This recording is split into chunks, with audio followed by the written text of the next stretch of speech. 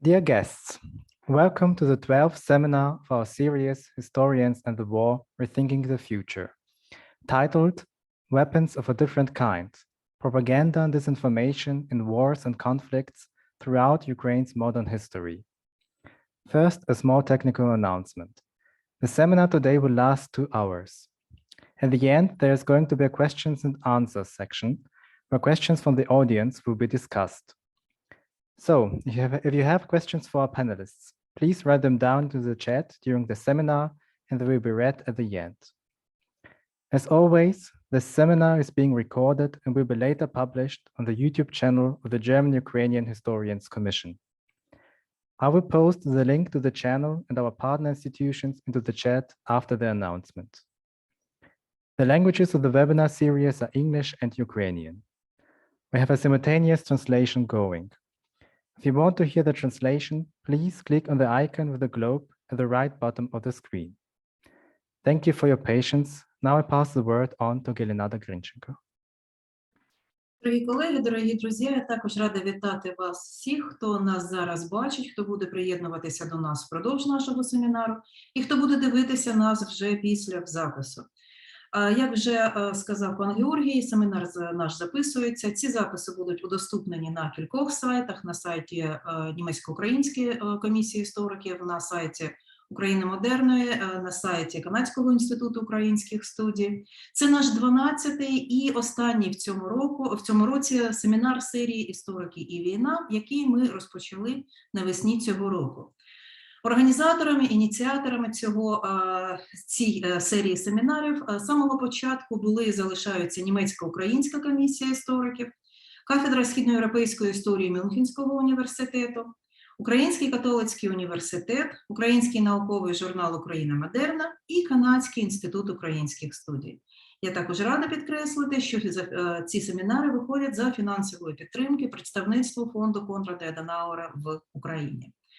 Тема нашого сьогоднішнього семінару – інша зброя, пропаганда, агітація і дезінформація у війнах і конфліктах модерної історії України. На цьому семінарі ми плануємо обговорити роль інформаційних та агітаційних кампаній проти України упродовж всього ХХ століття, починаючи з періоду перед Другою світовою війною, а також особливості сучасної антиукраїнської пропаганди та її місце у підготовці та реалізації повномасштабного українського вторгнення. Я з радістю передаю слово доктору Каю Стругу, який сьогодні буде модерувати цей семінар, і який представить наших учасників і далі буде вести нашу роботу. Дякую за увагу. Yes, thank you very much for this introduction. Yes, as you already said in our seminar today, we plan to discuss a subject and also its prehistory in the 20th century that currently and also already in recent years has attracted a lot of public attention, and that is the role of Russian propaganda and disinformation in the Russian war against Ukraine. And it received this public attention rather not so much in the war that Russia began in February this year, but mostly already as a result. And sometimes this seems to have moved already somewhat in the background or has been already forgotten, is Russia's extensive use of propaganda and disinformation in its aggression against Ukraine already during the Euromaidan in 2013-2014 and the occupation of Crimea and the beginning of the war in the Donbass in that year. But that is the beginning, and then it became a really big international issue also with a debate about the Russian interference in the presidential elections in the United States in 2016. But however, this all is not a new Russian invention, but propaganda and disinformation have a long history in the 20th century. And we would like to discuss this and also its continuation and up to the present in our seminar today. That means many of the motifs that you can find in Russian propaganda about Ukraine in recent years have a history in Soviet propaganda and disinformation in the previous century. But we will also have a focus with one contribution on the German propaganda directed towards Ukrainians in the period of the Second World War. And I'm very glad that we have today here three excellent experts for different aspects of this subject. That the three excellent experts agreed to participate and to share their knowledge with us today about these issues.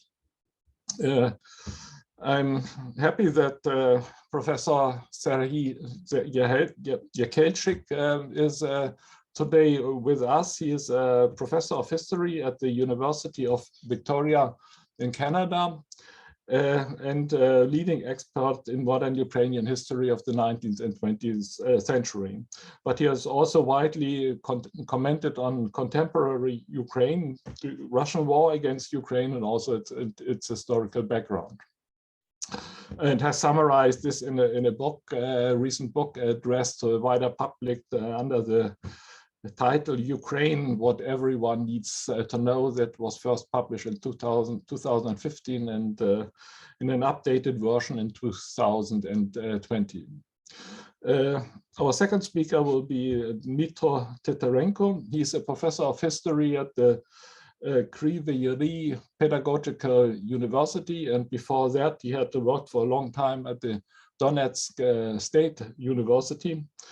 And currently he joins us from Heidelberg, where he is a visiting professor at the Department of Eastern European History. And the focus of his research and also of his many publications is on the public sphere and culture in the period of the German occupation of Ukraine, and especially in Eastern Ukraine. But he has also analyzed, and I think he can also contribute from this perspective to our discussion, he has analyzed how memory of the Great Patriotic War has been instrumentalized and manipulated also in the occupied Donbas region already since 2014.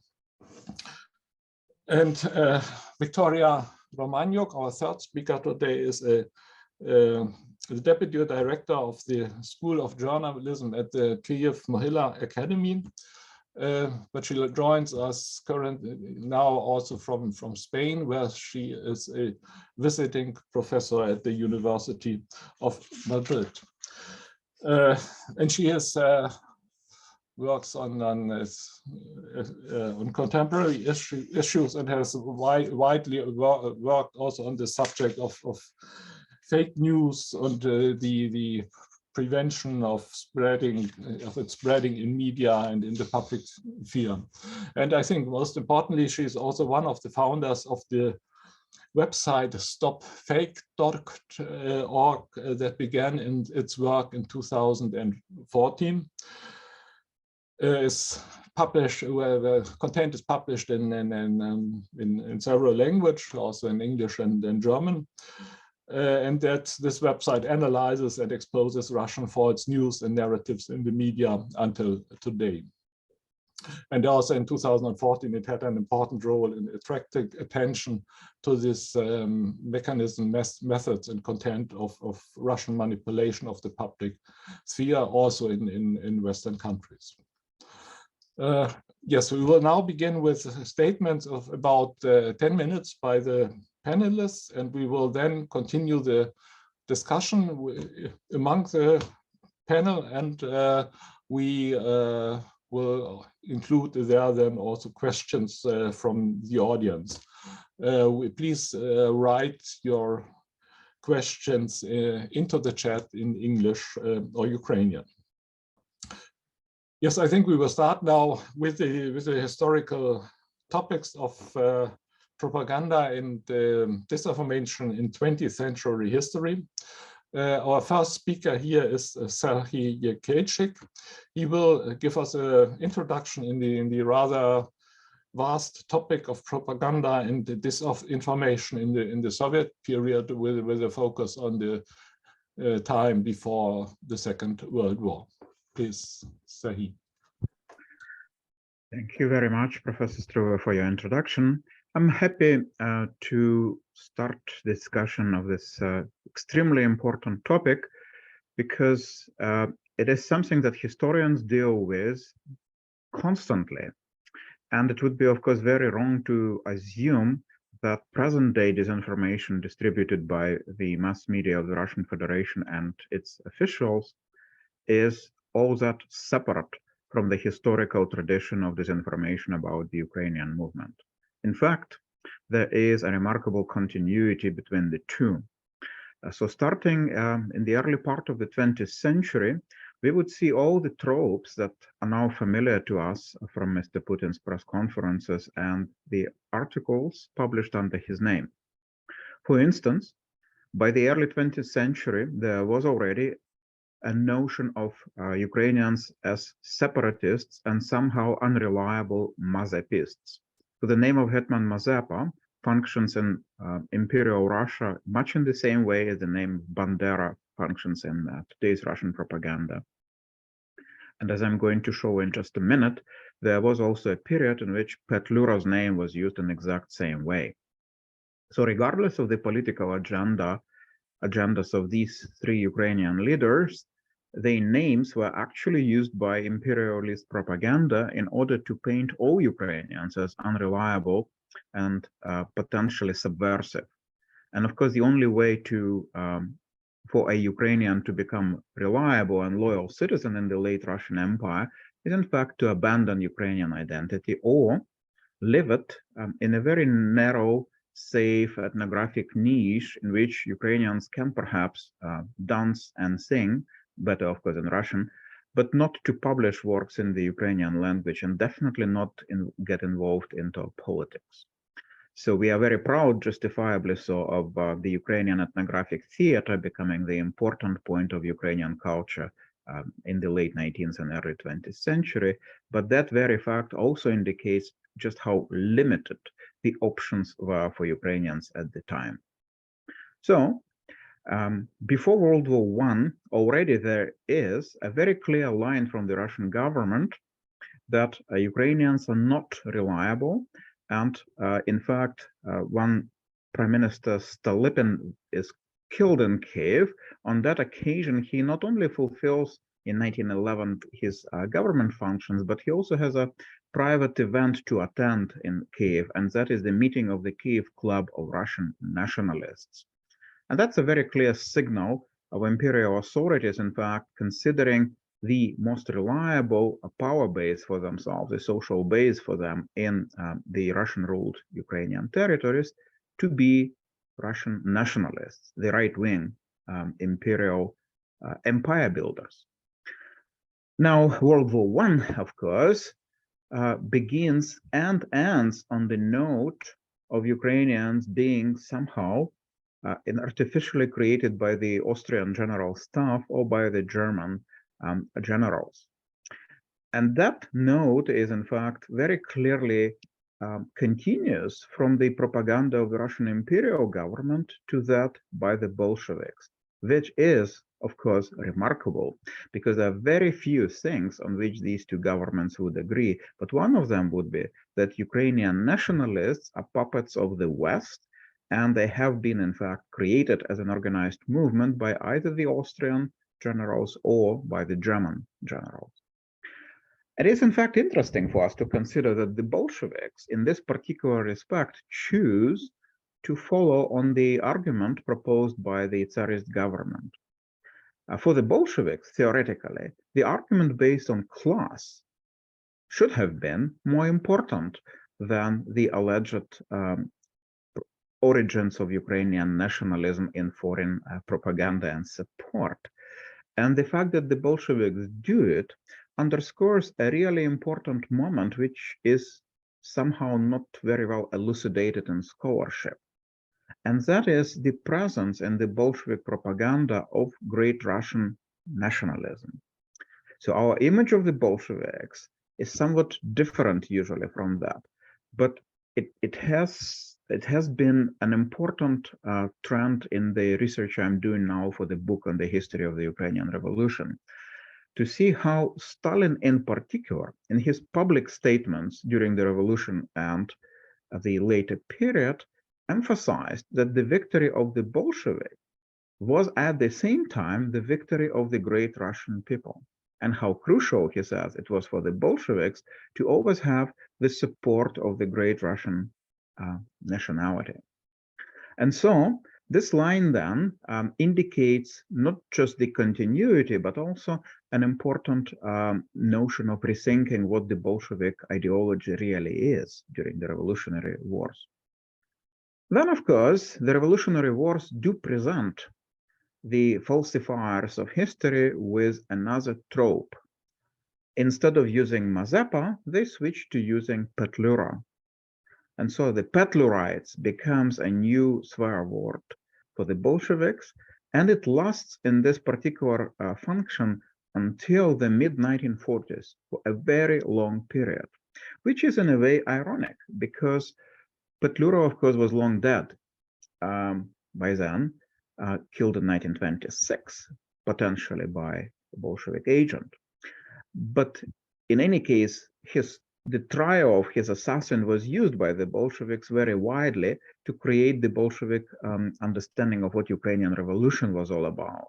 So the trial was extensively covered in Soviet Ukrainian newspapers, and the fact that Petlurites persist after everybody has received the news of Petlura's murder indicates that it really is a metaphor here. Because if you look at the archival documents of the Soviet authorities, they're just as concerned with other trends in immigration, particularly the monarchist trend with the Hetman and Hetmanage Danilo and such. But it remains a universal moniker for all Ukrainians who are nationally conscious, Petlurites. In fact, the last time it is used that I can see in my research is, in fact, in 1944, when Stalin denounces Dovzhenko for Dovzhenko's nationalistic mistakes in his film script, Ukraine in Flames. So during that meeting of a Politburo, Stalin, in fact, accuses Dovzhenko of being a Petlurite. So the term Banderite is not yet established there. So why is this then important? Because it somehow feels that the diversity of political trends in Ukrainian immigration, the diversity of political trends in the Ukrainian revolution is not something the Bolsheviks are very comfortable with. Not only they come up with a term which includes all Ukrainians, especially those who speak Ukrainian, especially those who demonstrate the political notion of being a Ukrainian, but also they want to insert a certain content into this notion. And that content they want is, of course, that the Ukrainian identity is artificially created and maintained from abroad. This is fairly important. It means that in Soviet propaganda, nobody would actually speak about Petlura's own political and social program, but rather only about the fact that Petlura was an agent of Poland, and through Poland, or perhaps also directly, the agent of the Entente. So that becomes the primary function of Petlura, which separates him then from the earlier period, in which period, of course, the Bolsheviks would present Ukraine as the creation of Germany, particularly during the German occupation of 1918. But of course, Petlura would not quite fit there because the German occupational authorities wanted a more conservative regime of Hetman Skoropadsky. And so the main function of those primary metaphor of Ukrainian identity is then not to define the actual social political program, which is opposite to the Bolsheviks, but just to stress one thing and one thing only, namely that the Ukrainians are an artificial creation, which is from abroad, and they continue to be connected to their foreign masters. That indeed is the main line on Ukrainian nationalism, which exists in Ukrainian historical research all the way to the late 1980s.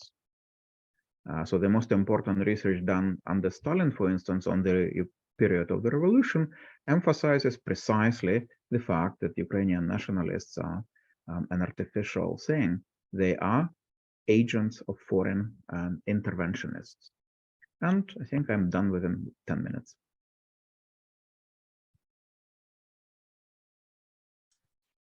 Yes, thank you very much for this concise introduction in some basic features. I think that I think was your thesis, that we see about basic features of Russian, and then continuation to the Soviet time, basic features of image of Ukrainians as separatists, Ukrainian nationalism as the forms of separatism that is created and directed by foreign powers that are hostile to Russia or hostile to the Soviet Union. Yes, so I think we will come back to this in the later discussion, and but I will now pass on the word to Dmytro Titarenko, who will speak about propaganda and disinformation in the period of German occupation of Ukraine during World War II. Я щиро дякую організаторам за можливість виступити в цій віртуальній аудиторії, висловити низку тез, які, можливо, будуть їй цікаві. Шановні колеги, війна, про яку сьогодні ми говоримо, та й взагалі будь-яка війна, це не лише фізичне протистояння ворогуючих сторін, змагання армії, техніки. Особливого значення в протиборстві набуває психологічний вплив на ворога. Прагнення так чи інакше вплинути на його віру в майбутню перемогу. Всього цього можна досягти шляхом інформування, дезінформування, залякування. Якщо ми говоримо про період Другої світової війни, то він став часом розробки та апробування сторонами, що протистояли, різноманітних пропагандистських технологій, створення штампів, спрямованих не лише на духовну мобілізацію населення всередині країни, але й на розклад потенційного ворога, обробку людності загарбаних територій у вигідному для окупантів руслі. Одна з найбільш ефективних пропагандистських машин, що діяла в ході війни, може навіть найбільш ефективна, була створена нацистською Німеччиною. Це, до речі, відображає усталений в суспільному дискурсі термін «геббельсівська пропаганда», незалежно від держав, від часу, від народів. Цей мовний штамп набув поширення і в нових умовах. Проте, мабуть, на цьому тлі бажано було б розібратися з тим, що являла собою нацистська пропаганда, якими були особливості її реалізації на території України, наскільки глибоким був її вплив, чим, власне, зумовлене те, що вона залишила такі глибокі сліди в суспільній свідомості і використовується в сучасній політичній практиці. Декілька слів стосовно організаційної побудови структур пропаганди, що діяли в період нацистської окупації на території України. Питання пов'язані з інформаційною підготовкою нацистської агресії, організацією пропаганди на окупованій радянській території, лежали в компетенції Райхсміністерства освіти і пропаганди, Райхсміністерства окупованих східних областей, Міністерства закордонних справ і відділу пропаганди Вермахту. Тобто були 4 такі ключові структури, які займалися цими питаннями. Між ними існував взаємозв'язок, здійснювалася співпраця, яка, однак, не виключала суперечностей під час визначення сфер впливу, компетенції, принципів роботи, залежно від часу та зони окупації. Функції пропагандистських структур, якщо так проаналізувати програмні документи, зводилися до наступного. Духовний вплив і забезпечення населення шляхом політичної та культурної пропаганди, здійснення пропагандистських акцій, що впливають на настрої населення в інтересах Райху і німецького Вермахту, духовне та культурне забезпечення військ, які перебувають у зоні діяльності пропагандистських сил. Якщо говорити про змістовний аспект пропаганди, то він визначався виданими в першій половині червня 1941 року вказівками про здійснення пропаганди під час плану Барбаросса. Ці вказівки визначали організаційні, політичні, психологічні засади діяльності пропаганди і містили такі ключові положення. Дозволю зацитувати. Ворогом Німеччини є не народи Радянського Союзу, а лише жидобільшовицький радянський уряд зі своїми функціонерами і комуністичною партією. Німецький вермахт прийшов не як ворог населення, він навпаки прагне визволити населення від тиранії рад. Кожна спроба спротиву буде нещадно придушена. Пропаганді не дозволено висувати ідею створення національних держав. І за економічних причин розпуск колгоспів поки що не заплановано. Кінець цитати.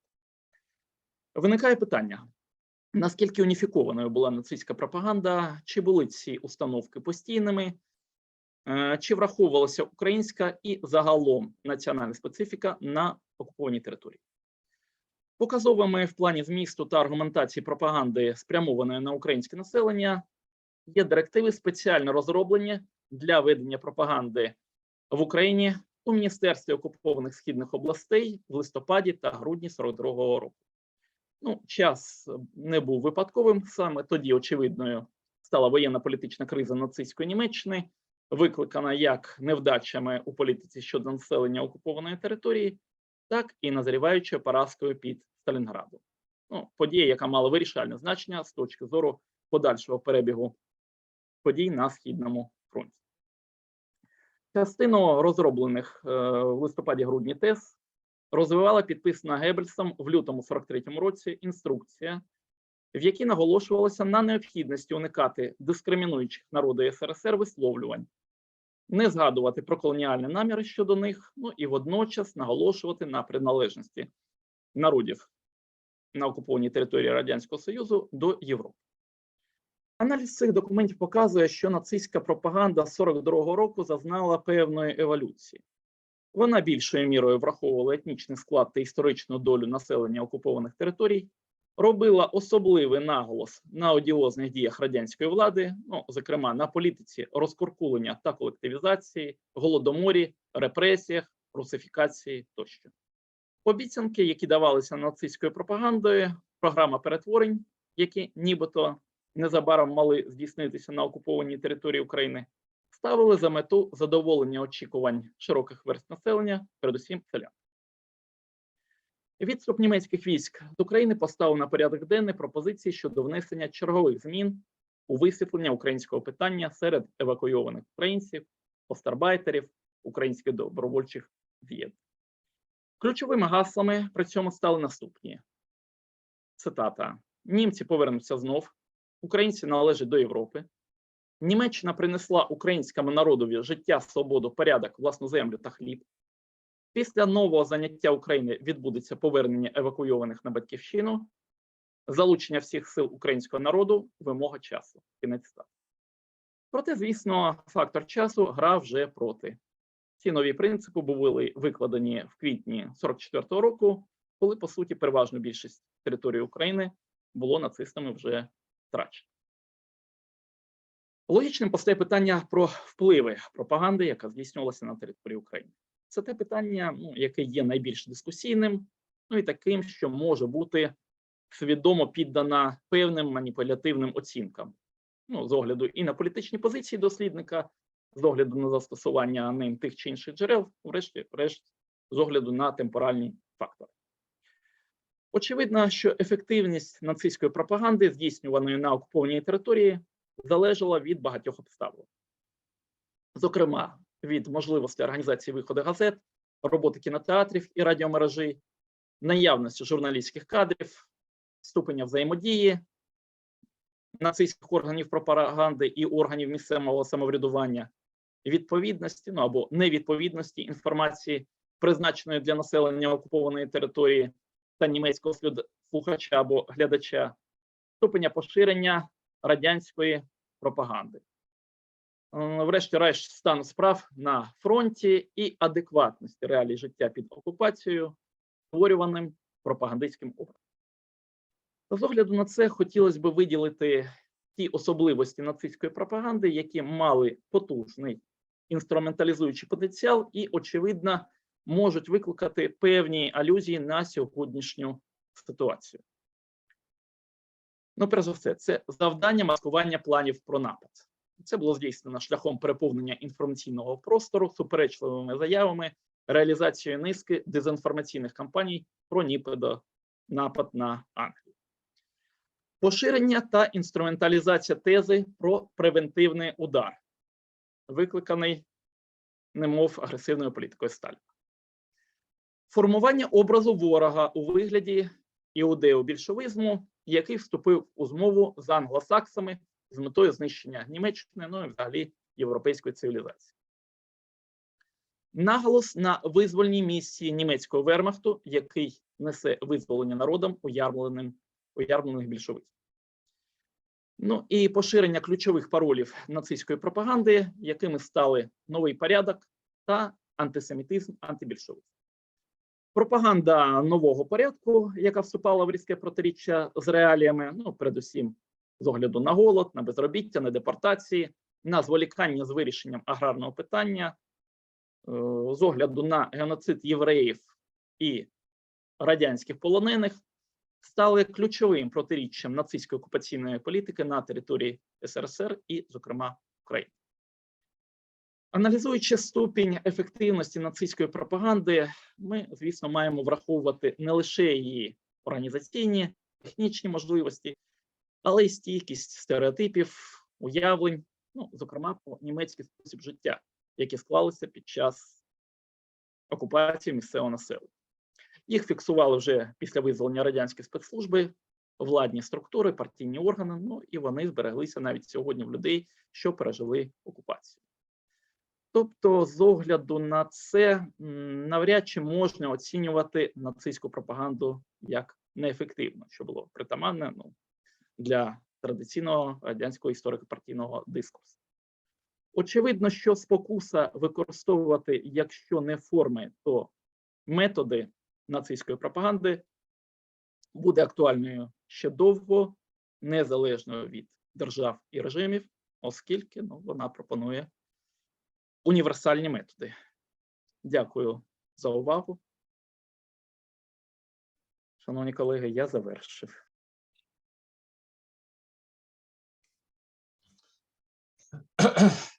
Yes, thank you, Dmytro, for this concise introduction and some of the contents of the German propaganda directed to the Ukrainian population, and also this discussion of its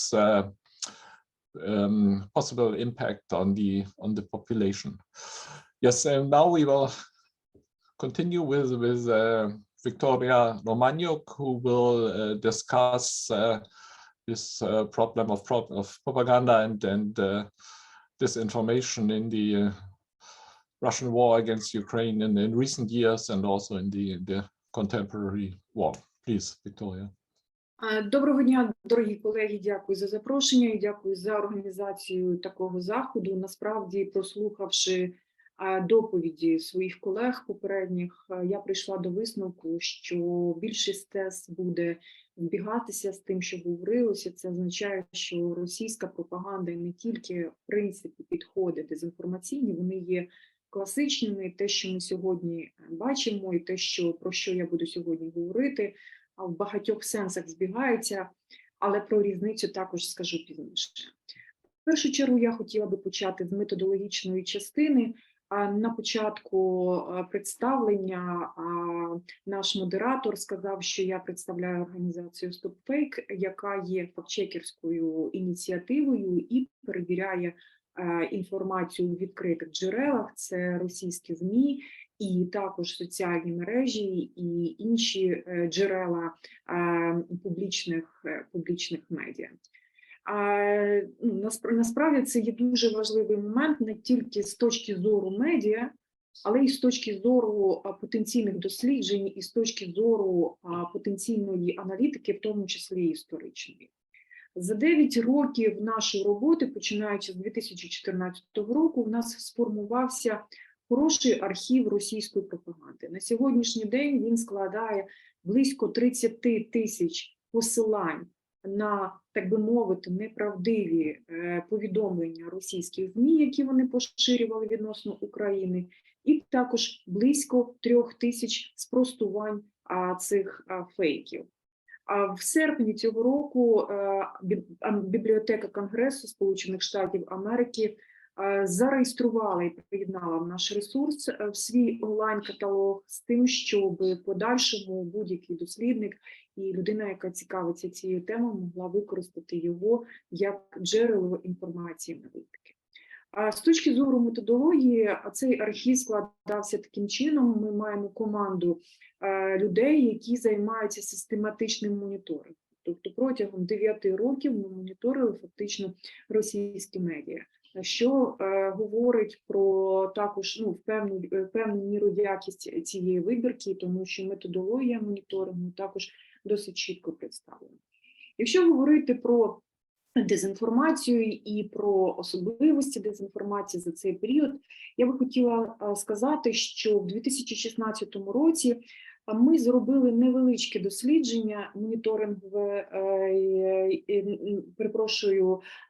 контент-аналіз. Ми зробили контент-аналіз того архіву, який в нас зберігся з 2014 року. І ми нарахували близько 18 ключових наративів російської дезінформації. Серед цих наративів є наступні теми. Україна – фашистська держава. Напевно, найбільш такий популярний наратив російської дезінформації. Україна – країна, яка не відбулась.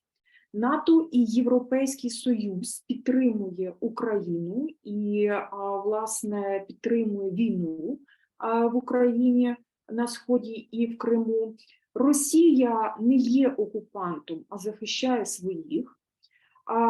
Хунта підтримується Заходом, і влада в Україні є недійсною, і те, що сталося в 2014 році, Росія називає виключно як державний переворот і незаконне захоплення влади. А також серед основних ключових наративів це, очевидно, дискредитація української армії, це окрема тема, по яку можна говорити тривалий час. Тема територіальних претензій в Україні також є надзвичайно актуальною серед проросійських і пропагандистських наративів.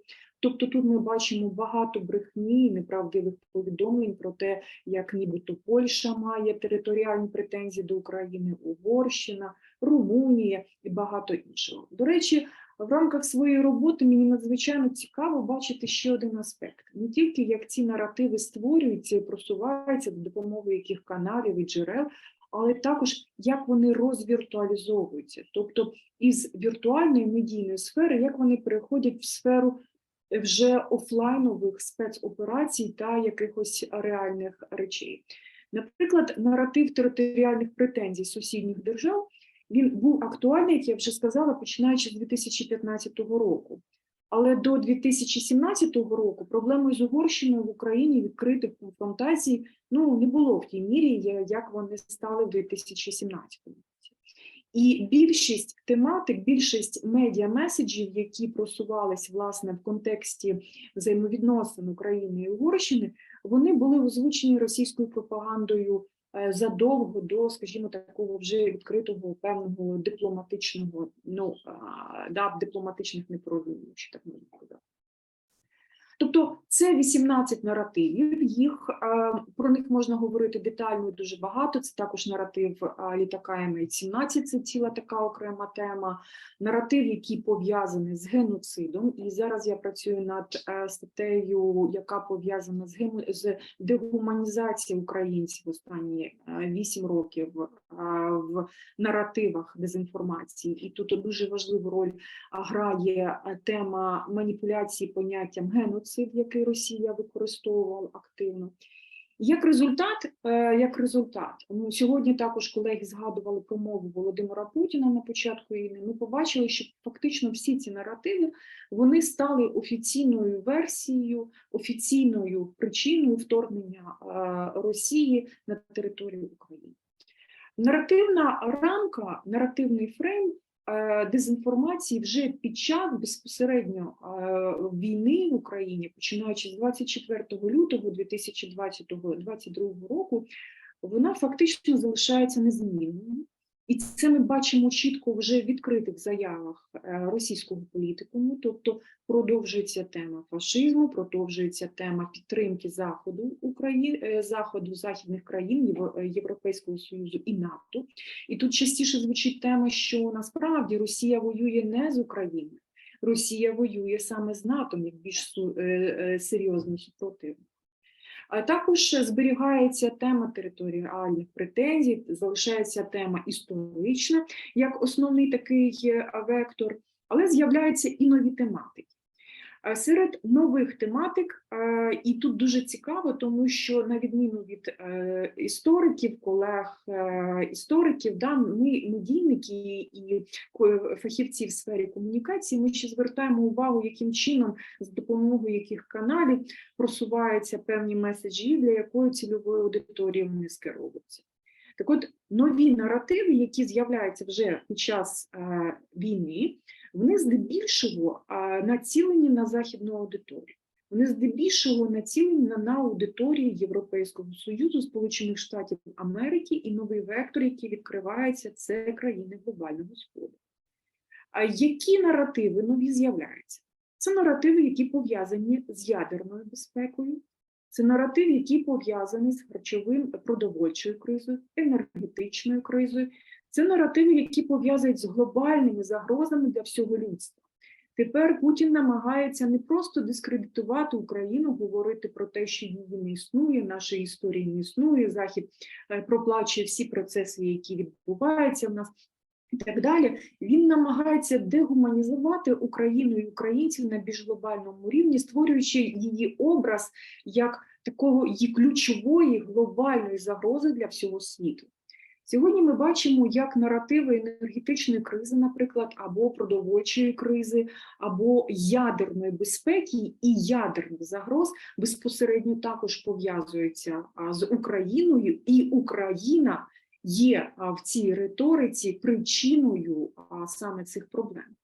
Сьогодні ці наративи, вони є надзвичайно небезпечними з точки зору стратегічних комунікацій. Ми також думаємо, яким чином можна їх долати, тому що фактично ключова задача цих наративів – показати Заходу, що краще йти на примирення, краще йти на поступки Кремлю і Путіну, адже загрози, які нібито несе Україна, вони є досить глобальними, ніж підтримка України. До речі, серед нових наративів, які надзвичайно актуальними стали під час вже безпосередньо військових подій, це наратив міграційної кризи. Як ми знаємо, для Європи це дуже-дуже потужна і важлива тематика, особливо в контексті Сирії і попередніх війн. І сьогодні Кремль намагається також актуалізовувати її. З нашої вибірки фактично кожного тижня в топі новин сучасних це є теми, які пов'язані з дискредитацією мігрантів, українців за кордоном і також з дискредитацією підтримки українців за кордоном. Як ми можемо розуміти, це всі ті наративи, які скеровані для того, щоб будь-яким чином призупинити підтримку України і сказати світові, що ця війна не є такою вже великою проблемою і, напевно, варто її зупинити так, як хоче Путін. І якщо відходити ще також від наративної рамки, можна говорити також про інформаційні операції і інформаційні підходи, які пов'язані вже з технологічними аспектами. На відміну від радянських часів і попередніх епох, останні 8 років російська пропаганда будувала потужну екосистему дезінформації, яка включала різних стейкхолдерів. Це не тільки офіційні медіа, це також побудова мережі блогосфери і соціальних мереж, вихід в Телеграм і формування, скажімо так, плеєрів, акторів, які активно просувають меседжі і дезінформаційні різні повідомлення в соціальних мережах. Насправді сьогодні надзвичайно цікавий етап, надзвичайно цікавий момент дивитися на трансформацію, в принципі, споживання інформації і довіри до медіа, до інформації звичайної аудиторії. Росія насправді це дуже добре використовує, тому що ми бачимо, що абсолютно різні технології доєднуються. І також в переліку стейкхолдерів і акторів російської дезінформації, яка будувалась останні 8 років, сюди входять Міжнародні організації, сюди входять також агенти в медіа, журналісти, агенти в різних, скажімо, гуманітарних місіях і так далі, які тривалий час співпрацювали з Кремлем і стали певним чином рупором дезінформаціям, агентами, які поширюють неправдиві меседжі на різних майданчиках, на різних аудиторіях. Це насправді надзвичайно цікавий аспект, тому що він говорить вже про технологічні підходи і інструменти поширення дезінформації, і в певній мірі це і є та ключова відмінність, особливості дезінформації від тих попередніх епох, про які говорили мої колеги. Говорячи ще про дезінформацію під час війни, останні 8 років і останні 9 місяців, безумовно, варто торкнутися теми дегуманізації України саме завдяки медійним технологіям і медіа. Дегуманізація стала можливою в її найбрутальніших формах, тому що ми були свідками дійсно психологічних атак, ми були свідками емоційних і психологічних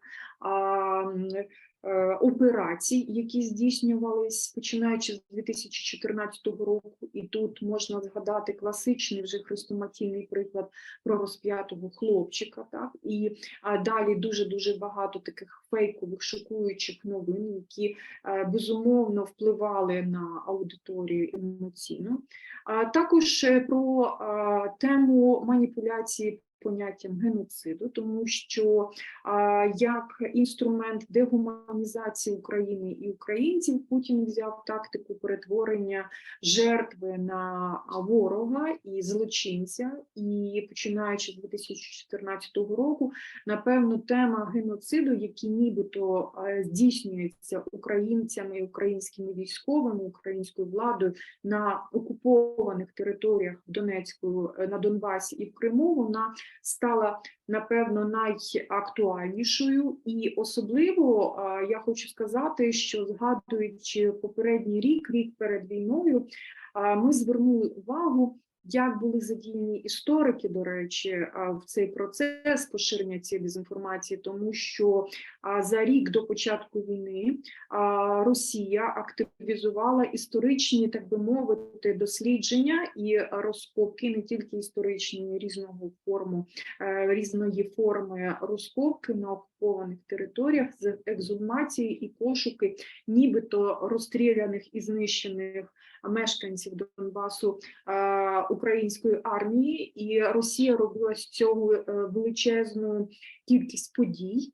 Це були круглі столи, це були обговорення, дискусії, і тема геноциду, вона абсолютно масово поширювалась на різних майданчиках, для різних аудиторій. Очевидно, відчувалось, що Росія буде використовувати саме цей аргумент і саме цей наратив в більш таких потужних формах. До речі, були порівняння з Сребреницею і з іншими історичними прикладами таких явищ. Тобто, насправді, це також є потужною темою. І, до речі, в своїй промові Путін перед війною якраз і згадує слово геноцид декілька разів і говорить, що саме це є однією з найпотужніших причин для вторгнення в Україну. Тобто тут ми бачимо момент і цю технологію перетворення ворога, жертву на ворога і злочинця, і створення з цього приводу для військового вторгнення. А насправді є дуже багато говорити. Я думаю, що більше аспектів ми можемо вже розкрити в питаннях. На цьому я, напевно, зупинюся, буду щасливою відповісти на всі ваші запитання.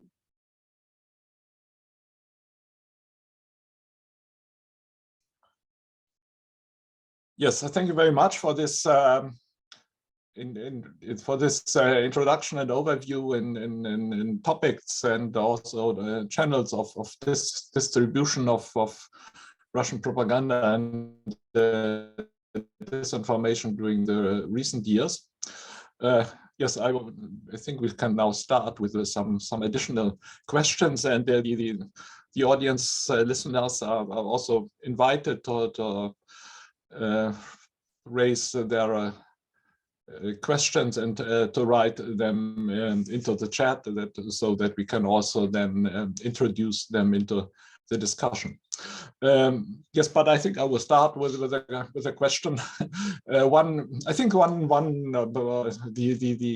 the obvious and at least as I perceive that the central theme and element in Russian propaganda, Russian narratives about Ukraine and during recent years is that of fascism. And Victoria mentioned that, but it hasn't come up in the previous in the historical part of our discussion. So I would like to suggest that question also to Sari and maybe to Dmytro from your research about also about the Donetsk region. I mean, there's a clear Soviet prehistory of that. Maybe you can elaborate a little bit on this. Yes, I think we can start with Sari. That topic actually appears in Stalinist propaganda quite late, and it's basically one day it is, the other day it is gone, because the Soviet Union itself becomes an ally of Nazi Germany in 1939. But interestingly enough, when it appears in the 1920s and 30s, it is in fact not Germany, which is usually mentioned as the fascist state employing Ukrainian nationalists. It is in fact Poland. So it's not uncommon to encounter in Stalinist newspaper the term the Polish fascists. And the association between them and later the Nazi Germany and Ukrainian nationalists is not established on the basis of ideology, but really on the same basis as in the Russian Empire, namely on being the creation and agent of this particular foreign force. In Stalinist propaganda as such, this notion appears quite late, because until the early 1930s, there is an understanding that it will be Great Britain who will, together with Poland, attack the Soviet Union. Then briefly it is Germany together with Poland, but Poland always. And of course, it disappears also at the time when the Soviet Union signs its own treaty with Nazi Germany. When it comes back during the war period, it actually is a very interesting subplot in the story of Stalinist propaganda during World War II, because the Soviet authorities are apparently concerned about presenting the Ukrainian nationalists as being too powerful. So the secret reports do produce a fairly detailed picture, including as early as 1942, reports to Khrushchev about the Ukrainian nationalists, in fact, being involved in conflict with the Nazis rather than being the Nazi agents. But the Soviet press tries not to focus too much on this topic, which is also the strategy pursued by Soviet Ukrainian cinema after the war. The presence of nationalists until the 1960s is sometimes implicitly suggested in the movies, but they are never portrayed as such directly, precisely for the same reason, in order not to present them as too powerful. And so it is not perhaps the most telling period for the discussion of what became later a much more developed Soviet propaganda representing all the political Ukrainians and all the Ukrainians speaking Ukrainian as fascists. That is really the post-war development, which needs to be discussed separately. Thank you.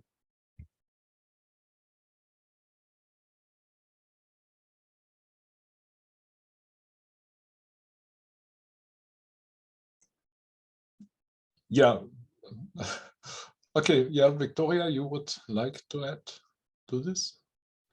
Так, я хотіла просто з вашого дозволу тоді трошки розширити цю тему, тому що вона дійсно є дуже цікавою в контексті сучасної наративізації російської пропаганди.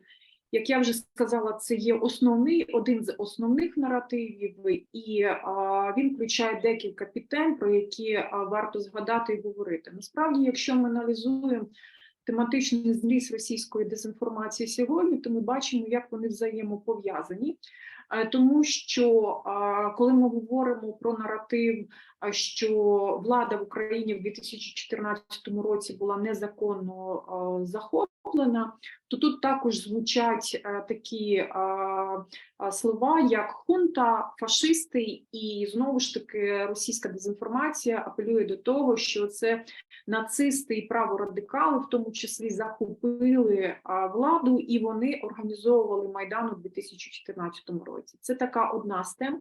Також дуже важливо тут згадати, як маргіналізувались і як створювався міф і негативний образ добровольчих батальйонів. З точки зору комунікації це дуже цікавий кейс, який варто розглядати і досліджувати, як створювався негативний образ полку Азов, правого сектора, як використовували в російській дезінформації, дегуманізацію, скажімо, військових українців крізь призму такого негативної міфологізації і негативних наративів про добровольчі батальйони в Україні. І ще один цікавий піднаратив з теми фашизму – це, власне, Львів. Як локалізація фашизму, як такий географічний центр. І тут в російській дезінформації, напевно, постійно звучить місто Львів в зв'язці з згадуванням сучасних нібито праворадикалів і нацистів в Україні. І тут ми пам'ятаємо відомий фейк, який був запущений на Першому каналі про те, що нібито президент Зеленський, це був ще 2020 рік, президент Зеленський видав наказ про примусову депортацію мешканців Східної України на Захід і безпосередньо у Львів, з тим, щоб там насильно змушувати мешканців Сходу вивчати українську мову. Ну, тобто такий смішний був фейк, але знову ж таки Львів, як центр українського фашизму і нацизму, він активно представлений в російській дезінформації. Ще одну тему у зв'язку з цим, яку я хочу згадати, це тема антисемітизму, яка була дуже потужно представлена в російській дезінформації в 2014-2015 році. І ось тут вона також пов'язана з темою фашизму, нібито і нацизму в Україні, тому що російські пропагандисти розганяли багато повідомлень, чимало фейків про те, що в Україні спалюють синагоги, про те, що євреї в Україні знаходяться в небезпеці, і саме представники громади єврейської спростовували багато разів ці фейки, але Росія намагалась в 2014-2015 році цю тему також просувати, що є досить цікавою, тому що я думаю, що історики зараз знайдуть чимало якихось аналогій в попередні роки. Ну і взагалі, як я вже сказала, навіть і останній наративний вектор, про який треба говорити і згадувати, це те, що сам фашизм, нібито і нацизм, він є у владі українській. Да? І тут можна згадати багато фейків і дезінформації і про попереднього президента України Порошенка, і тепер вже про Володимира Зеленського, якого часто також представляють як представника в такої радикальної групи, і на початку війни, власне, однією з завдань в Путіна, яка проговорювалась, це було зміна влади, тобто зміна радикальної влади фашистів, які нібито керують Україну. Безпосередньо йшлося про Володимира Зеленського. Тобто тут йдеться про те, що саме нацисти, праворадикали, неонацисти в різних формах і в різних дефініціях це звучить, вони власне представляють саму владу України.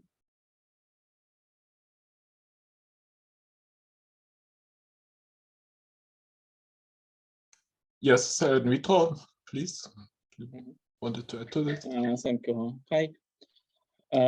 Ну, якщо ми з вами говоримо про проблему українського фашизму, то тут слід виходити з того, що фашизм традиційно в радянському історичному, суспільно-політичному дискурсі сприймався як символ абсолютного зла. Ну і, звісно, з огляду на це, з огляду на ті цілі, які стояли перед зовнішньою політикою Російської Федерації, апеляція до існуючого фашизму в Україні була таким універсальним пропагандистським методом. Ну, якщо ми з вами згадаємо події на Майдані, то вихоплена телекамерами прояви праворадикальної естетики протесту, ну такого роду випадки були. Російськими засобами масової інформації були розтиражовані як символи, що визначали цілком абсолютно протестне обличчя Майдану.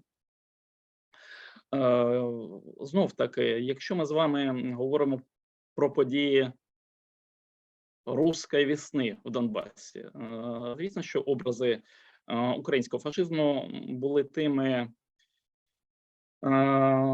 символами, які мали потужний мобілізуючий потенціал. Ну і, в принципі, я спостерігав так на вулицях Донецька в 2014 році, навесні, влітку, ось такі алюзії на образи Другої світової Великої Вітчизняної війни були абсолютно очевидні. Слід враховувати також, що російською пропагандою було досить вдало використано низку кроків, пов'язаних з випадками вандалізму по відношенню до радянських пам'ятників Другої світової війни. Ну, в цьому сенсі пригадую демонтаж в лютому 2014 року пам'ятнику радянському солдату у Стрию. Ну, до речі, це той захід, який навіть місцевим населенням був сприйнятий негативно, ну, але який дав, скажімо так, певні інформаційні приводи для російської пропаганди. Ну, і, звісно, низка кроків, ось тут якраз Вікторія говорила про наративи, інформаційні російські наративи, мені здається, що абсолютно погоджуюсь про те, що тема війни була надзвичайно вдало з точки зору досягнення політичних цілей інструменталізована російською пропагандою. Мені здається, що тут якраз українська сторона не зовсім адекватно використала можливості контрпропаганди. Тобто віддала цю тему війни, умовно кажучи, на відкуп Російської Федерації, що, очевидно, робити було не треба. Ми недооцінили можливості націоналізації пам'яті і наших жертв в роки Другої світової війни. Ну і, власне, все це зіграло на руку російській пропаганді. Ну, а український фашизм, звісно, універсальний. Знов-таки повторюю, універсальний метод, символічний образ, який викликає такі емоційні, афективні реакції, який апелює до відчуттів, не до раціо, до відчуттів. Ну і звісно, що на певну частину суспільства це справило певних. Дякую.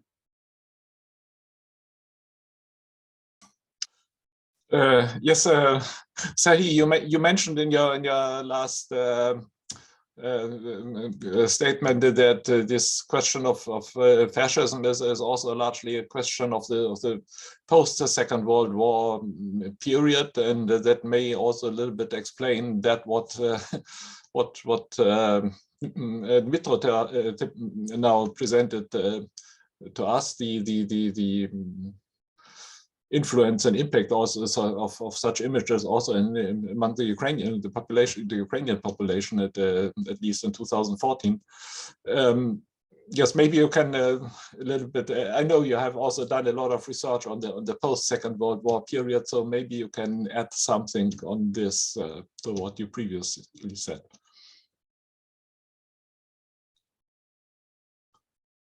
I think the really important point here is that under Stalin, the Bolshevik authorities, the Soviet regime, is not particularly keen on emphasizing the Great Patriotic War in their narratives. Of course, the Victory Day becomes very briefly the day off and then loses its status in 1947. Stalin is trying to suppress the importance of the victory in the Great Patriotic War. Because I think, or that's at least an explanation I use in my work, because Stalin would like to portray himself as the universal father and ruler of the Soviet nation, whose gift is that of life itself. So his guidance of the Red Army in the victory is really minor in the overall picture. And also it has the dangerous potential of granting agency to war veterans and prominent commanders. There is a good reason why prominent military commanders removed from positions of power and moved to some distant military districts. There is a good reason why the veterans are not really celebrated as the social force which generated that victory for the Soviet state. And so, of course, if you don't have the cult of the Great Patriotic War under Stalin, which they don't, it really emerges in the form in which we know it, truly in the mid-1960s. If you don't have that, then it's sort of difficult to build the enemy image of it if you don't have it in the first place. And so it is then telling that the Soviet press transitions right away when it actually starts mentioning Ukrainian nationalists over again. They are now portrayed as agents of the West, of the United States in particular. And every report published by a Soviet writer or any other cultural political figure about a trip to the West needs then to include the portrayal of Ukrainian nationalists who are now being paid by CIA or whatever else, whatever other organization. And so, indeed, then, in this particular case, we see that the Stalinist state is struggling to define the enemies in a way that would be meaningful. So the connection between the service to the Nazis, the alleged service to the Nazis, and the present-day service to the Americans is only really established quite late. And that also happens at the point at which it becomes possible for the Soviet press to refer to the United States as a fascist state. And that is the product of the Cold War. You don't really encounter that in the 1940s, and perhaps toward the end of the 1940s. So by virtue of presenting the United States itself as a fascist state, then the Ukrainian nationalists acquire a new role in connecting in the Soviet propaganda the Nazi past and the American present. Of course, it's a very elaborate scheme, which does sound quite strange, right?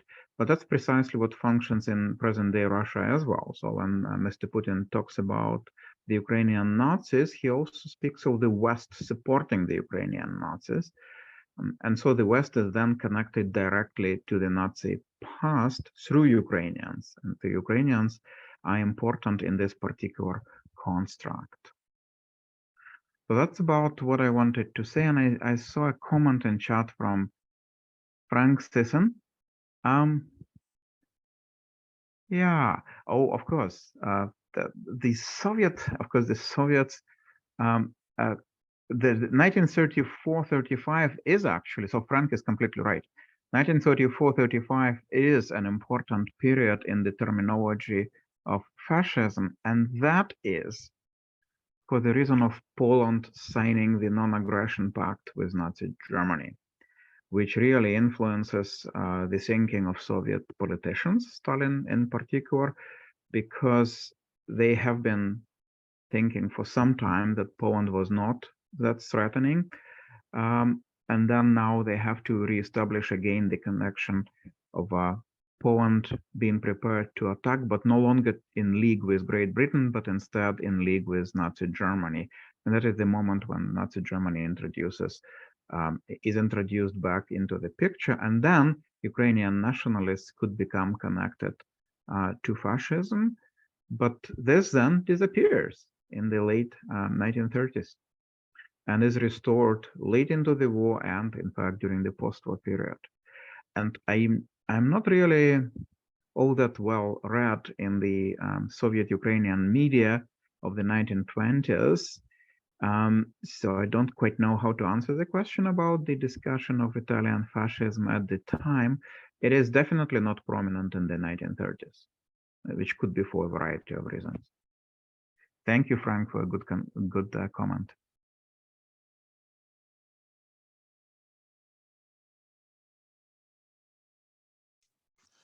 Yes, thank you very much for this addition.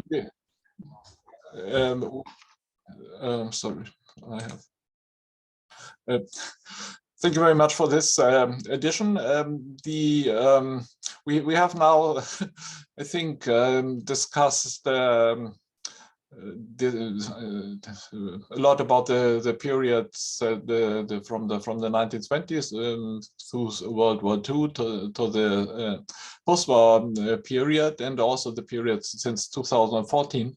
What I'm always wondering with regard to this question of propaganda, disinformation, etc., in this relation between Russia and Ukraine, is how to consider this the period before 2014.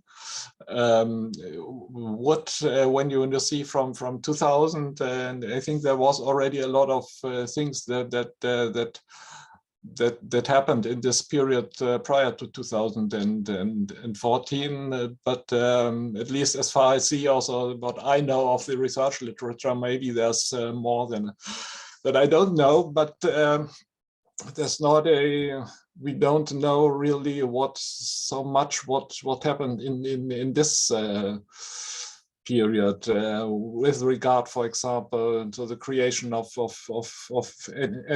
enemy images, attacks on Ukraine as a failed state, fascism in Ukraine. We know there's a lot of conflict and debate about that in Ukraine, but what happens in Russia, and in a way there's a kind of ideological preparation of the war since 2014 in these years before in Russia, and which impact that has is at least not really very clear to me. Maybe you can add something to that, or your opinion on that, if you have any information or insights in that. Maybe Victoria, I don't know who may want to answer that.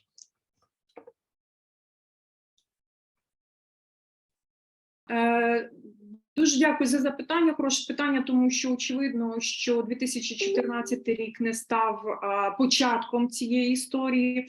Починаючи з 2000 року, Путін впроваджує таку собі м'яку тактику дезінформації і пропаганди, яка здебільшого розповсюджувалась не стільки в такій агресивній формі через медіа, а здебільшого поширювалась засобами культури. І тут дуже цікаво згадати кінематограф, згадати розважальні ток-шоу, тут дуже варто згадати літературу і подивитися, яким чином образ українця і ті тенденції, про які говорили колеги в ранні часи, вони стали поширюватись через медіа. Після 2014 року в Україні впроваджувалось чимало законів щодо заборони російського контенту, і низка телевізійних стрічок і фільмів російської кіноіндустрії в Україні були заборонені. Наприклад, фільм «Брат 2» або фільм «Тарас Бульба» і багато інших художніх стрічок, в яких українці змальовувались саме через ті наративи, про які ми сьогодні говорили. Наприклад, відомий фільм «Брат 2», який є заборонений в Україні, він має декілька цитат, і якщо розібрати ці цитати, то ми побачимо, що вони також включають в себе ті меседжі, про які ми сьогодні говорили. Ну, наприклад, в одному з епізодів герой розстрілює нібито українського злочинця, називаючи його в кадрі бандерівцем. Тут же він знаходиться, його банда знаходиться в готелі Львів, і в фіналі цей герой говорить: ви мені що за Севастополь відповідите? Да? І тут ми бачимо закодовані такі речі, які сьогодні також актуальними. Львів, бандерівці і Севастополь, Крим, як тема, яка насправді сьогодні є однією з також ключових тем цієї війни. І на хвилинку це фільм 2000 року. Тобто це не є сучасний фільм, не є там фільм 2000, вже після 2014 року. В принципі, відкритої дезінформації її не було, але ми тут можемо згадати діяльність різних фундацій, таких фундацій, як фонд «Руський мір», який здійснював пропаганду і дезінформацію, і в тому числі пропаганду російської культури, російської інтерпретації історії, такої заходами м'якої сили, популяризації російських різних івентів в Україні і так далі, так далі, так далі. Тобто це була така м'яка пропаганда, дезінформація заходами культури, засобами мистецтва і засобами різних агенцій, фондів і фундацій, які активно існували в Україні і функціонували, на жаль, до 2014 року.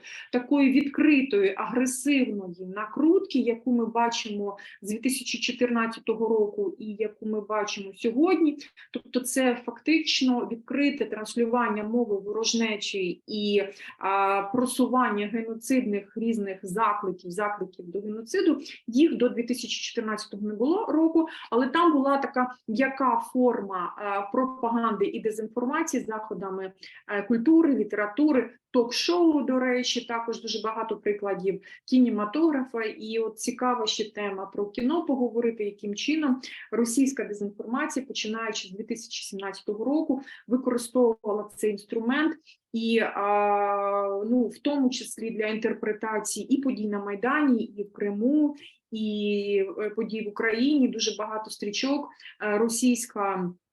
Росія зняла за цей період. І, до речі, цікавий факт: фільм «Крим», художній фільм, який був знятий у 2017 році, це така собі драматична лав-сторі про те, як хлопець з дівчиною під час Майдану закохується, і ця лав-сторі, вона супроводжується інтерпретацією пропагандистською подій на Майдані. Так от цей фільм, він на хвилиночку, він спонсорувався і фінансувався Міністерством оборони Російської Федерації.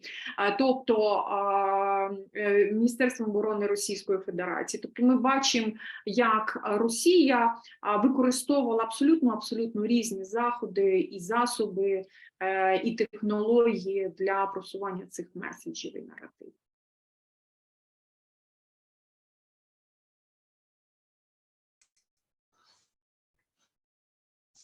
Yes, Dmytro wanted to add to this.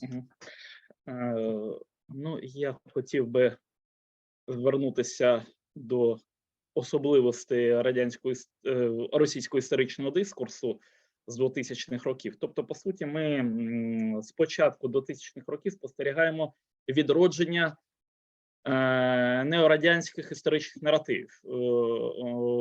Відбувається процес монополізації Росії пам'яті про радянську історичну спадщину і взагалі про радянське минуле. В цьому контексті, звісно, що українці могли відігравати роль лише молодшого брата, Причому, якщо ми ось так проаналізуємо ну, і зміст російських шкільних підручників, ну і як Вікторія говорила, медійний, кінематографічний дискурс, то там яскраво простежується наявність переважної більшості українців лояльних до Союзу і наявність певної частини, ну, зокрема, українських націоналістів, нелояльних. Звісно, що вони становлять меншість, але з огляду на ті політичні задачі, знов-таки, які стояли перед російським керівництвом, ця меншість завжди може перетворитися на більшість. І ось зараз, якщо ми з вами навіть спостерігаємо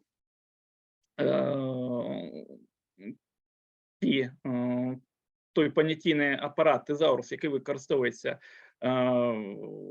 російською пропагандою для позначення противника, то завжди фігурує термін або українські бойовики, або з'єднання націоналістів. Ну, тобто відбувається надання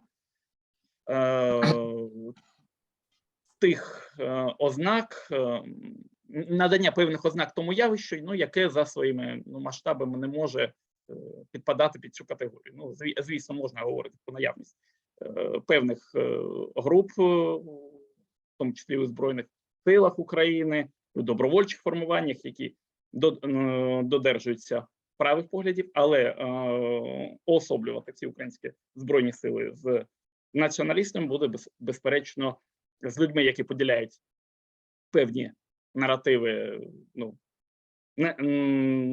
націоналістичного спрямування, буде, звісно, абсолютно помилковим. Але російська пропаганда, звісно,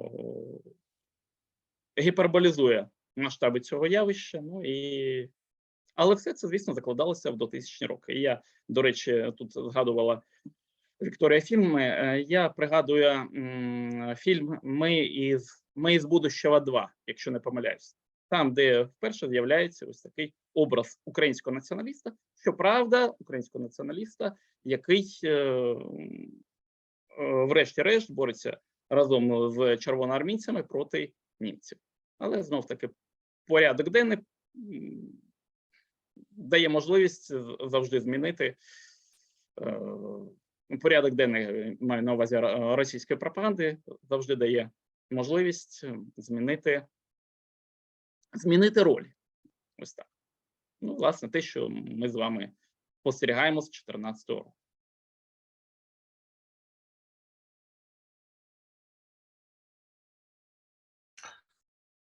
Yes, thank you. Yes, maybe I have but the audience is also invited to ask questions and to write them in the chat. But I have also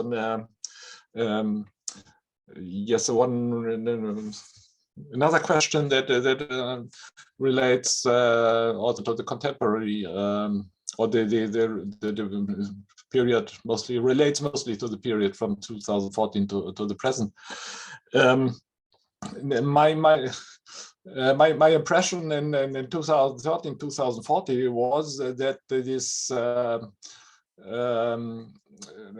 Russian propaganda had a considerable impact, both internationally and maybe also in Ukraine. And I think in the current year, this is extremely small. I would say the impact, and also the international impact in Germany, is rather small. And obviously also in Ukraine, it has no influence anymore. Would you share this opinion, and what could you maybe say something about what you see as reasons for this? Yes, maybe we can start with Victoria. Ну, я буду говорити з медійної перспективи, з точки зору медіафахівця, не стільки історика. Да, очевидно, зміни є, і те, що показує соціологія підтримки дій української влади сьогодні українським суспільством, воно говорить не тільки про довіру, не тільки про, скажімо, таке єдиний настрій українського суспільства, а також і говорить про певну стійкість до дезінформації і пропаганди, тому що насправді Росія вклала чималі гроші в поширення цих наративів, про які ми сьогодні говорили, і взагалі про просування дезінформації. А коли ми говоримо про дезінформацію, ми говоримо про систематичну роботу. З точки зору стратегічних комунікацій, то це систематичне поширення певних меседжів в різних каналах для різних аудиторій, сегментування і таргетування меседжів для різних цільових груп. І протидія цій дезінформації, вона, відповідно, також має відбуватися систематично. Сьогодні вже звучала теза від пана Дмитра про те, що Україна не застосовувала контрпропаганду або застосовувала її в недостатній мірі, і в мене є пояснення, чому так відбувалось. Я не буду зараз на цьому зупинятись, але я просто скажу, що дуже важливу роль за останні роки в Україні зіграло в контексті боротьби з дезінформацією, зіграла не влада, на жаль, тому що центри з боротьби з дезінформацією, проекти з медіаграмотності і все інше виникло лише за півроку до початку відкритого вторгнення, а тут зіграло громадянське суспільство. Насправді, за період з 2014 року в Україні виникло чимало організацій, які займалися питаннями боротьби з дезінформацією, фактчеківські організації, як ми, організації, які займалися питаннями медіаграмотності. Дуже багато було проєктів і ініціатив волонтерські, в тому числі, які пояснювали, як працюють медіа і як треба перевіряти інформацію. Така робота проводилась. І, скажу чесно, вона проводилась дуже активно і інтенсивно. В цьому сенсі, насправді, я маю на увазі, Україна досягла хороших результатів, тому що на момент вже повноцінного вторгнення ми мали певні інструменти і ми мали певні канали для поширення проукраїнської, скажімо, офіційної інформації, яка є, насправді, запорукою, що є запорукою стійкості проти дезінформації. Очевидно, все не є ідеальним. І, очевидно, ми дуже багато проблем маємо з комунікаціями і з системами комунікації в регіонах. І це показало проблему на окупованих територіях, тому що Росія почала діяти агресивно, і перший її метод, перше, що вона робить, коли заходить на будь-яку територію, вона знищує будь-які канали комунікації. Люди залишаються без інтернету, без зв'язку, люди залишаються без електроенергії, а наступний крок – це вже знищення підручників, це знищення освітніх систем, завезення своїх викладачів в школі, те, що ми бачили в Херсоні і на окупованих територіях Запорізької, Харківської області. І тобто, власне, ось цей культурний такий геноцид, в тому числі, він здійснюється цілеспрямованою системою. І насправді це є величезне недопрацювання, тому що ніхто не передбачав таких дій в великих обсягах.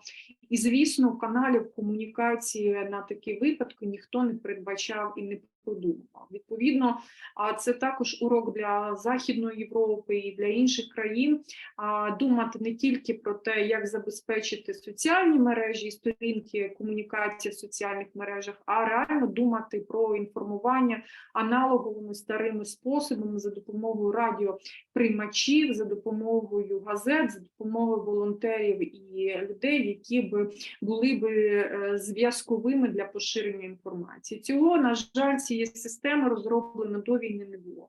Але певна робота щодо медіаграмотності, щодо пояснень, як працюють сучасні медіа, запровадження систем експериментальних в освіті медіаграмотності. Наприклад, я брала участь в проєкті «Вивчайте, розрізняється» інтеграція медіаграмотності в школу освіту, яку запроваджувалось Міністерство освіти України.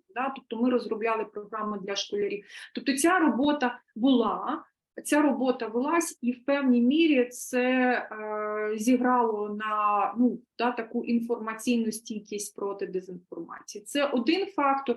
І ще один фактор, все ж таки, на мою думку, люди навіть на прифронтових територіях, вони дуже добре і чітко усвідомлювали, бачачи, що відбувається по той бік кордону, вони дуже чітко усвідомлювали всі загрози, які могли бути від потенційної окупації. Тому навіть ті, які мали зв'язки з Росією, вони не хотіли опинитися, власне, в умовах окупації, тому що розуміли, що це будуть досить такі деструктивні, жорстокі і абсолютно не керовані, скажімо, не цивілізовані дії і способи проживання. Тому навіть на прифронтових територіях Сходу і Півдня люди дотримувались проукраїнської позиції, навіть маючи якісь там зв'язки з Росією, і це пов'язано саме з тим, що 2014 рік і ці військові дії, які проводились останні роки, вони показували реальну картину, в якій люди можуть опинитись, якщо під владою, скажімо, Росії і окупаційних військ.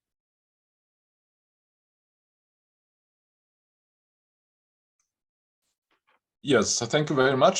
Sari, you would like to add to that? Yeah, it was an excellent explanation. Thank you, Victoria. I wanted to add 2 points. One of them would also answer one of the questions being asked in the chat. One point which relates to your original question, Kai, would be about the Nazis disappearing from the Russian propaganda suddenly. And that is true, actually, that if we check the coverage in the Russian media of the all-out invasion, which started on February 24th, at first, approximately the first maybe 2 weeks up to a month, the Russian media doesn't mention Ukrainians as such. It mentions the Nazis. Those who resist are the Nazis.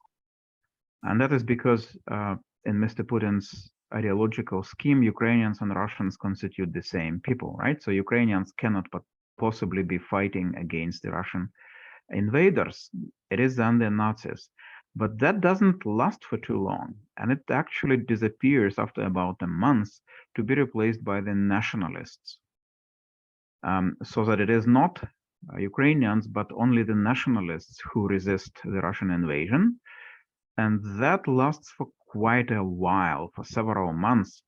But the more recent trend now is actually to mention VSU, which is the same as ZSU, Збройні Сили України, Вооружені Сили України, which is to say the Ukrainian army without, in fact, mentioning the term Ukrainian, by using the abbreviation only. So that's the new trend.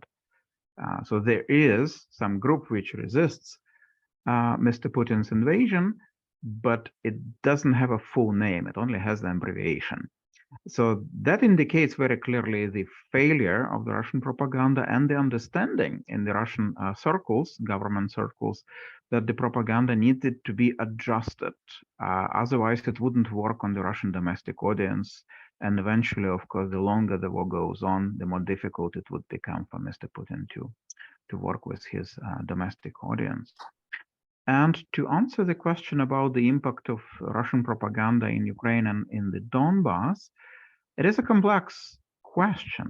It has something to do with the nature of Mr. Yanukovych's government in Ukraine and the presence of pro-Russian television channels in Ukraine and pro-Russian political parties in Ukraine until recently. So that there is resonance, there is a kind of synergy between what some Ukrainian pro-Russian parties were saying and what the Russian television itself was saying.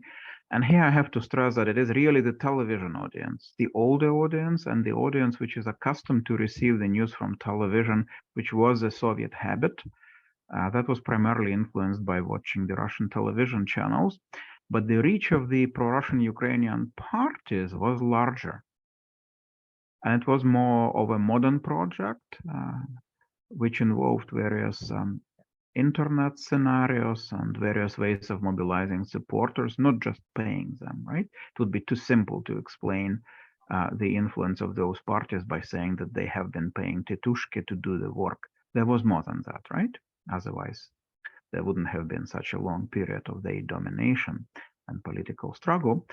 But it is actually conditioned by this Soviet habit of taking the news from television and by the synergy between what the Russian television was saying and what the Donbass parties and Yanukovych were in fact saying on the Ukrainian political scene. And that synergy is important to understand because by doing so, by aligning the propaganda with the Russian line, Yanukovych and his allies actually painted themselves into the corner. They became irrelevant. It became possible for Russia to step into the situation directly and to start the intervention and speak directly to its supporters in Ukraine. The same as is in Crimea, essentially, where the line of the long-serving communist government and then eventually shorter period of the Party of the Regions being in power prepared the ground for the direct engagement with Mr. Putin's Russia, in which the Ukrainian intermediaries were not necessary. But historically, when we speak about the impact of the Russian propaganda, those Ukrainian intermediaries were in fact quite important. Thank you. Yes, Victoria and Dmytro wanted to add. Maybe we continue with Victoria.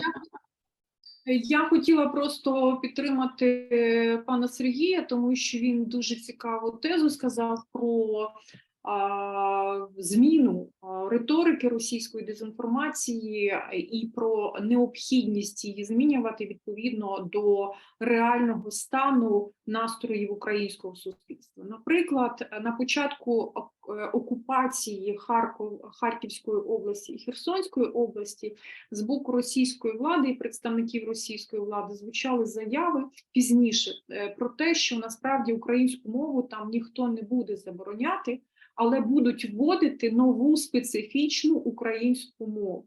Тобто стало очевидно, що змусити людей, навіть тих, які проживали на сході і на півдні України, це ті регіони, які завжди вважались проросійськими і найбільш російськомовними, умовно, виявилося, що змусити людей переходити на російську мову не так вже й просто. Це перший аспект, і тоді йшлося про те, що вони будуть впроваджувати якусь свою нову форму української мови.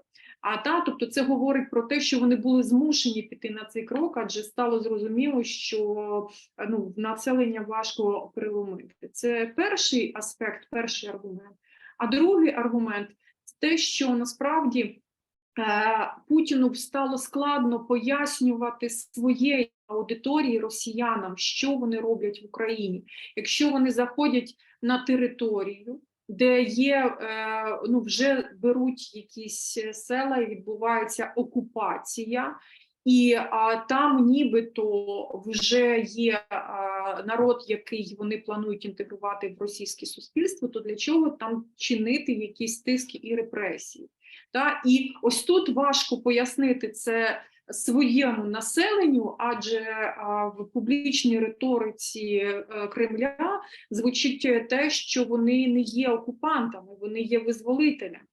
Відповідно, Путіну стає важко пояснювати своїй аудиторії, для чого необхідно здійснювати такі жорсткі і радикальні міри. І тому вигадуються різні форми такої дезінформації і пропаганди, яка би вже задовольняла і ставала новими формами відповіді і для своєї внутрішньої аудиторії, і в тому числі реагувала на реалії стану українського суспільства, про яке чомусь Путін не здогадувався до початку повномасштабного вторгнення. Yes, Dmytro, you also wanted to comment on this? Я перш за все хотів би висловитись стосовно ролі російської пропаганди в Донбасі. Ну, можливо, для мене це до певної міри легше, оскільки я сам донеччанин, ну, і спостерігав, в принципі, всі ці формування і особливості протікання цих процесів, хоча, звісно, репрезентативної соціології я не робив. Ви знаєте, дуже часто, коли ми з вами говоримо про російські пропагандистські впливи на Донбасі, ми апелюємо до політичних партій, ми згадуємо про постать Віктора Януковича, про його зв'язки з Росією, про позиції місцевого олігархату, але забуваємо про дві важливі речі. Це про етнічний фактор і про мовну ідентичність. Ну, ось такий приклад. В середньому по Україні питома вага росіян за переписом 2001 року становила 17%. І якщо ми з вами говоримо про Донбас, питома вага росіян 39%. Якщо говоримо про мовну ідентичність, знов-таки за переписом 2001 року 75% населення регіону визначила в якості рідної мови російську мову. Хоча, знов-таки, якщо ми з вами проаналізуємо навіть на побутовому рівні ступінь вживання російської мови, то десь порядка 90% населення вживало її повсякденно, ну і, в принципі, за цією ознакою можна було вважати, що де-факто для них російська мова є рідною. Тобто, звісно, що ну, це один факт. І інші історичні особливості. Донбас являв собою регіон, який був своєрідною вітриною соціалізму, ну і прикладом радянської модернізації. Тому ми, якщо говоримо про російські впливи, то маємо брати на увагу, що тут брати до уваги, що це були не стільки і не тільки проросійські впливи, скільки прорадянські впливи. Ну, а звісно, з огляду на ту глибоку економічну кризу, в якій опинилася Україна в 90-ті роки, ну і особливо це відбилося на староіндустріальних регіонах, зокрема на Донбасі, звісно, що поживний ґрунт для сприйняття тез російської пропаганди, яка апелювала до радянського минулого, був створений однозначно. Ну і ви знаєте, тут невеличка ремарка стосовно того, що сказали Сергій і Вікторія про, звісно, ті тези, які використовувалися російською пропагандою. Ви знаєте, я спілкувався з колегами і на Донеччині, і на Харківщині.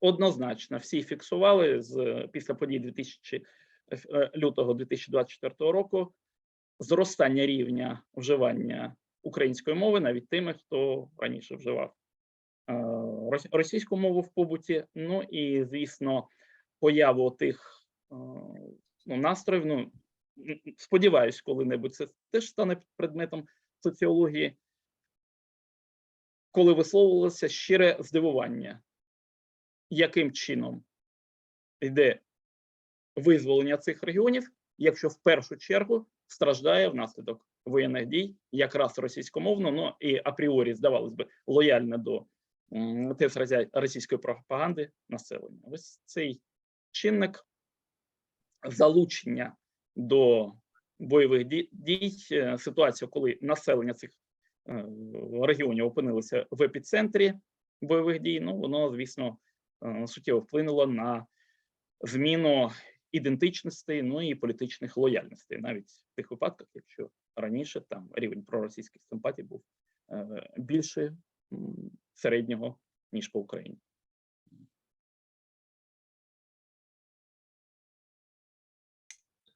Yes, thank you. We have now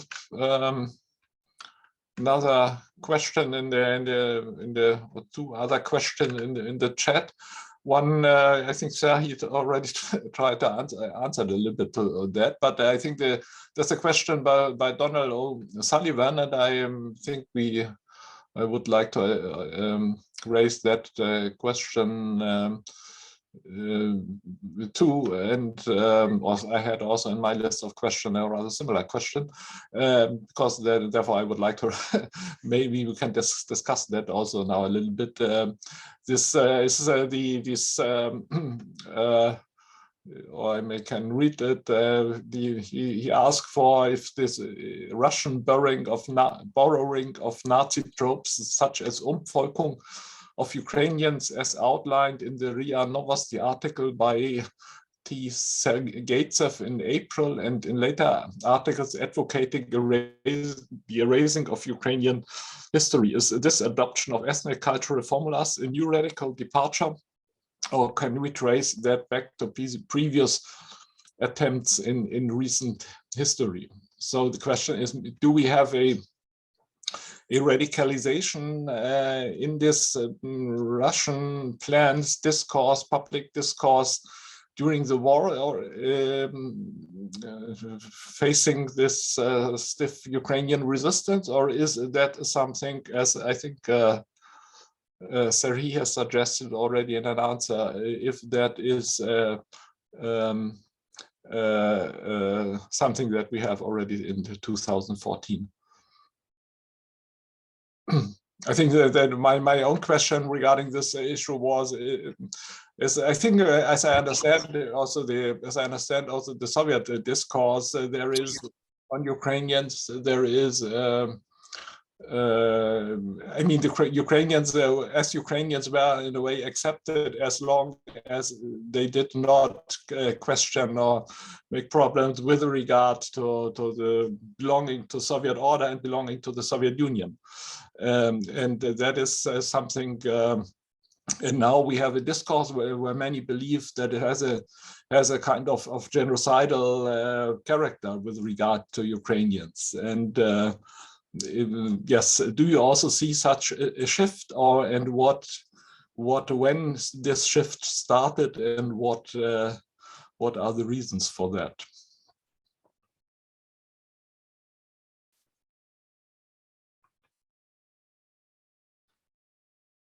Ну, я, можливо, з вашого дозволу хотіла б прокоментувати статтю Сергійцева.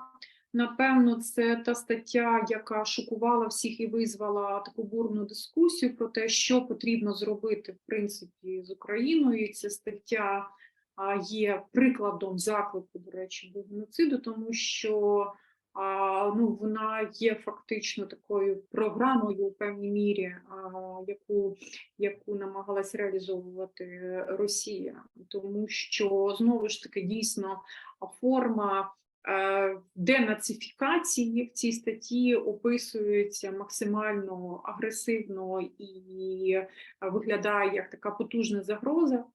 І, очевидно, дійсно, я би хотіла просто говорити не про цю статтю безпосередньо, я би хотіла говорити про контекст. Тому що і вже пан Сергій сьогодні згадував декілька статей Путіна перед війною, і там була ще стаття Медведєва також, і там була стаття Суркова, і там була стаття, так би мовити, плеєрів, в тому числі Сергійцева, які готували суспільство до початку війни з основними тезами. І в цих статтях звучать і історичні інтерпретації, як у випадку Путіна, і пояснення ролі Криму і значення дій Путіна в 2014 році, як у випадку статті Медведєва. І як у випадку зі статтею Сергійцева, це, власне, артикуляція щодо небезпеки і щодо ролі, так би мовити, нацизму в Україні. На мою думку, це була така спланована дія для згущення певної агресії в суспільстві, тому що всі ці статті, як я назвала, вони виходили буквально там з проміжком 1-2 місяці від якогось певного агента і стейкхолдера російського публічного дискурсу виходив якийсь такий досить потужний матеріал, який викликав багато обурень і викликав велику дискусію. Мені здається, що це була така спланована операція для підготовки суспільства до можливих подальших дій тому що, якщо, повторюсь, зібрати всі ці статті, ми бачимо в спектрі всі ключові приводи для вторгнення в Україну, які пізніше були озвучені. А що стосується теми нацизму, як я вже сказала, в такій агресивній формі вона почала розповсюджуватись в російській дезінформації, починаючи з 2014 року, і стаття Сергєєцева, що Росія повинна зробити з Україною, це вже просто така найвища точка підготовки до безпосередніх військових дій. Мені так здається, тому що я дивлюсь на цю статтю не як одиничний медійний продукт, а я дивлюсь в спектрі всіх тих публікацій і тих всіх заяв, які звучали в той період, і вони були всі досить чітко сплановані і виходили в певний період з певним проміжком. Явно це все означало, що російське суспільство до чогось готує, тому що коли рефреном повторюються якісь тези, це означає, що влада хоче дуже чітко і відкрито підготувати суспільство до якихось дій. Це моя така точка зору.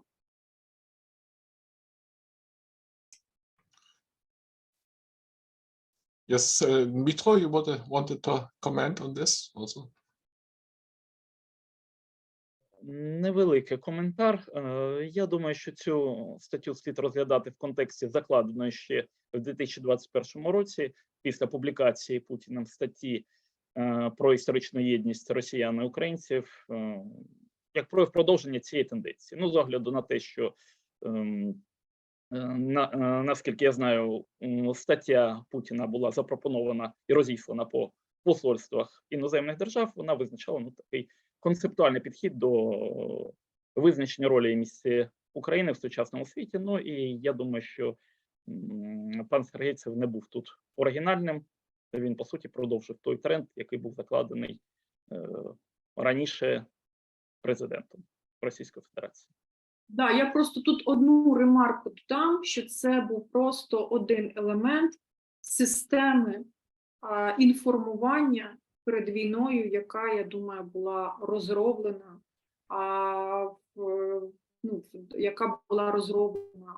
людьми, які розробляли цю систему, тому що комунікування, тому що, повторюсь, що за півроку до війни ми бачили серію подібних публікацій від різних стейкхолдерів, починаючи від Путіна і інших діячів, які дуже чітко транслювали потрібні, необхідні меседжі для різних цільових аудиторій, і, власне, Сергєєцев був один з таких агентів.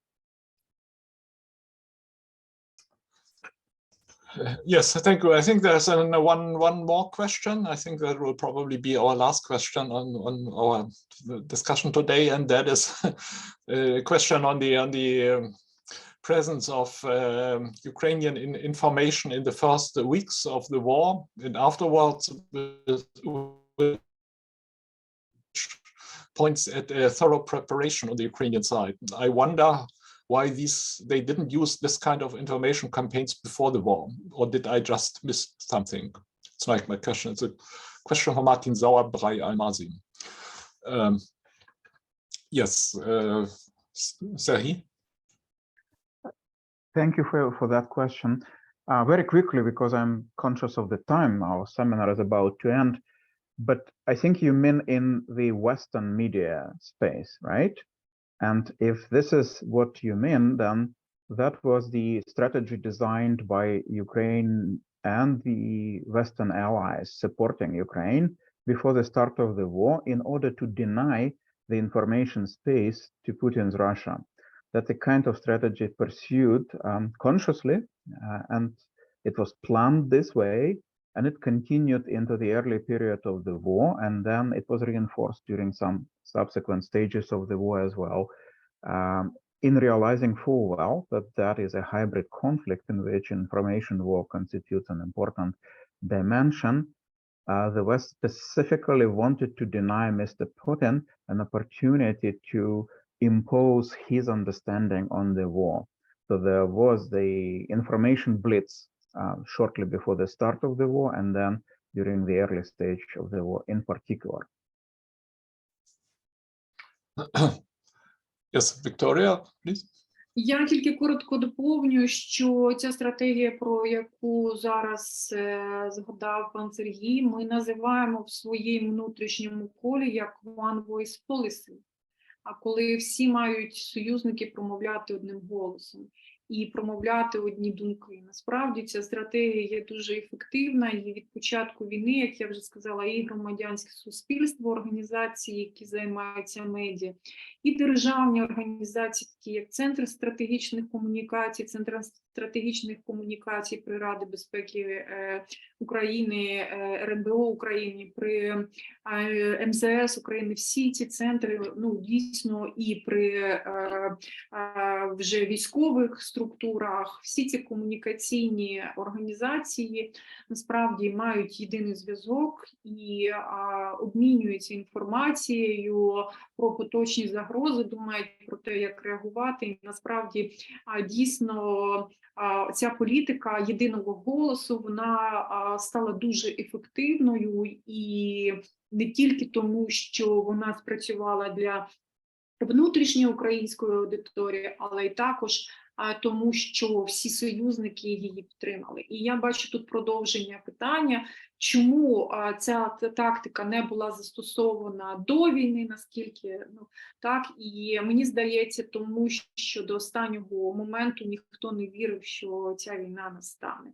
І сьогодні ми бачимо багато обвинувачень, які звучать в бік президента Володимира Зеленського, який не робив, намагався заспокоїти суспільство і не, що в певній мірі не давало можливість повноцінно підготуватись до цієї окупації.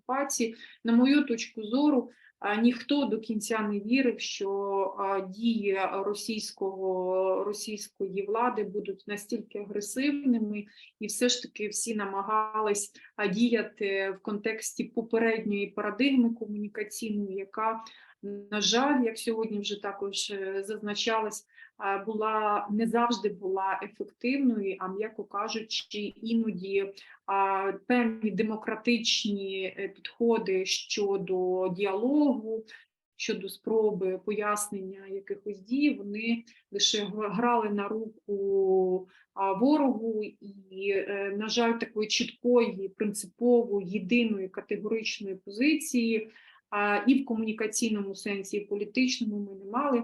І тільки реальна демонстрація справжніх загроз і справжнього обличчя Путіна, вона показала і для партнерів, і для Заходу, що діяти треба зовсім інакше. Більше того, я хочу сказати, що навіть сьогодні і серед партнерів, і в питанні постачання зброї, і в питанні економічних санкцій немає такого ідеального єдності, да, цього єдиного голосу, який би нам хотілося.